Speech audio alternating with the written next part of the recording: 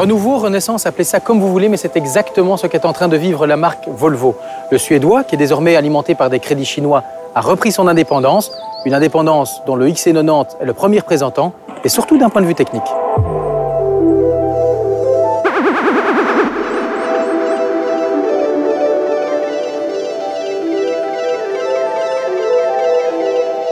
Le renouveau de Volvo est surtout le fait d'une nouvelle plateforme qui va servir aux futurs grands modèles de la marque.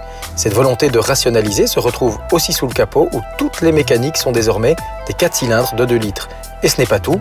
Soucieux de son image, Volvo a également préparé une version hybride rechargeable, la T8 de 407 chevaux, qui, avec sa batterie de presque 10 kWh, permet de rouler 40 km en mode totalement électrique, soit des émissions de moins de 50 grammes de CO2 par kilomètre. C'en est donc terminé des 5 cylindres ronronnants typiquement Volvo, mais il paraît que c'est pour la bonne cause, puisque ces 4 cylindres seraient 20% plus sobres. Esthétiquement, le XC90 conserve l'allure de son prédécesseur. Il est donc imposant et d'autant plus qu'il a gagné 14 cm en longueur. Il est donc plus que jamais familial et toujours capable d'accueillir jusqu'à 7 passagers lorsqu'on retient le 3e rang facturé tout de même 1 500 €. Bien oui, on n'est pas chez Dacia, mais on ne se plaindra pas non plus car l'espace permet d'accueillir 2 adultes au dernier rang. Bravo donc, même si le modèle reste davantage un 6 places et demie, car la place centrale du second rang est, elle, un peu étroite. Le XC90 n'est pas une Dacia, sauf pour son cache-bagages, d'aspect franchement bon marché. Voilà qui dénote avec une finition qui est partout ailleurs exemplaire.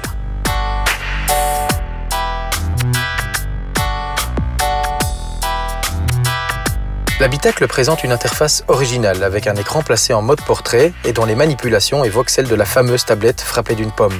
Ce n'est pas un hasard puisque les possesseurs d'iPhone pourront aussi profiter du système d'exploitation d'Apple, l'Apple CarPlay. L'Android Auto ne sera par contre disponible que l'an prochain.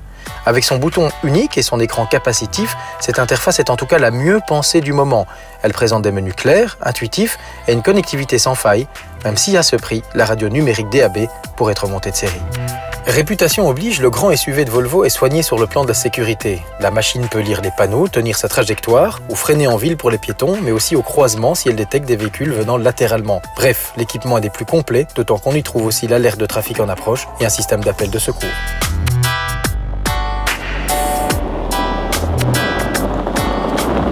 Chez nous, ce sont évidemment les motorisations diesel qui vont se vendre. Il y a un D4 de 190 chevaux et un D5, comme pour cet essai, de 225 chevaux ou 470 Nm. Une mécanique qui se débrouille plutôt bien, malgré le poids important du XC90. Il faut dire que les ingénieurs ont fait tout ce qu'ils pouvaient. Il y a toujours 2,2 tonnes à déplacer. Le châssis du XC90 est plus léger, mais aussi plus précis que celui de son prédécesseur, ce qui n'était pas vraiment difficile, eu égard à la longue carrière de ce dernier. Il y a donc une très nette évolution, et qui provient aussi du comportement paramétrable selon 5 modes pour l'amortissement, la direction et la réponse à l'accélérateur. Il y a l'économique, le confort, le tout-terrain, le dynamique et le personnalisé. Bref, le XC90 est à la fois un engin plus dynamique et plus confortable, même si Volvo aurait pu encore faire davantage d'efforts pour l'insonorisation, toujours un peu légère, même avec le double vitrage. Les plus pointilleux remarqueront encore le léger temps de réponse moteur qui subsiste, ou la boîte automatique à 8 rapports qui fonctionne parfois à contretemps, même s'il s'agit là d'un calibrage assez typique chez Volvo. Le XC90 est un véritable pari pour Volvo, celui de construire en toute indépendance une alternative crédible au grand SUV allemand. Et on peut dire que c'est réussi parce que même si cette voiture se montre un peu moins bien insonorisée et un peu plus pataude que certaines de ses concurrentes, elle réussit une très belle synthèse entre luxe et famille.